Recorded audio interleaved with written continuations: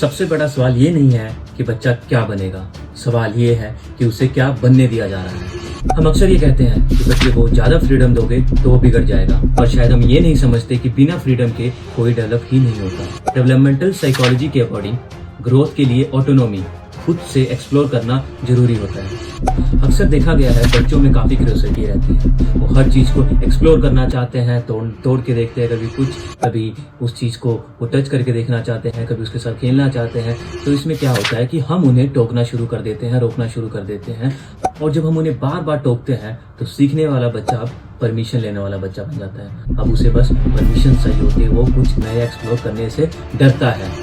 Neuroscience कहता है बच्चे का प्री फ्रंटल कॉर्टेक्स, जो डिसीजन मेकिंग, सेल्फ कंट्रोल और प्लानिंग करता है, वो 20s तक फुली डेवलप नहीं होता। इसलिए बच्चा बार बार गलतियां करता रहता है, क्योंकि वो सीख रहा होता है और ये नॉर्मल डेवलपमेंट का पार्ट है। लेकिन जब हर गलती पर उसे रोका जाता है तो उसका ब्रेन पैटर्न सीख लेता है कि गलती मत करो, रिस्क मत लो और हमेशा सेफ रहो। साइकोलॉजी में इस टाइप के बिहेवियर को लर्न कंप्लायंस या एक्सेसिव कंट्रोल के इफेक्ट कहते हैं।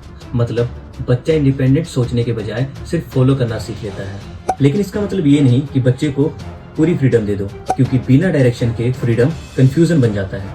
रिसर्च ये भी बताता है कि सबसे इफेक्टिव पेरेंटिंग स्टाइल होती है अथॉरिटेटिव पेरेंटिंग, जहाँ गाइडेंस भी होती है और फ्रीडम भी। एक सिंपल एग्जांपल लो, एक बच्चा ड्राइंग बना रहा है, अगर वो कुछ गलत कर देता है और आप उसी टाइम उसे टोक देते हो तो वो नेक्स्ट टाइम उसी चीज को बनाने से पहले सोचेगा और डरेगा कि फिर से इसमें कुछ गलत ना हो जाए।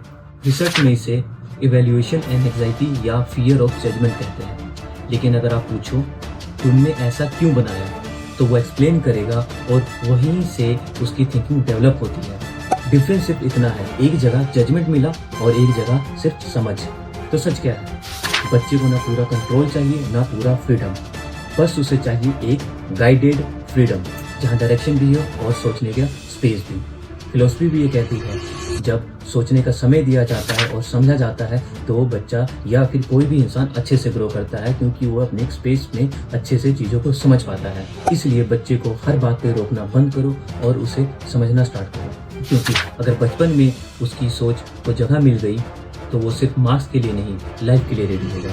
एट लास्ट, अगर बच्चों को कंट्रोल करोगे तो उस सिस्टम का हिस्सा बनेगा, समझोगे तो अपनी सोच को खुद बनाएगा। Thank you.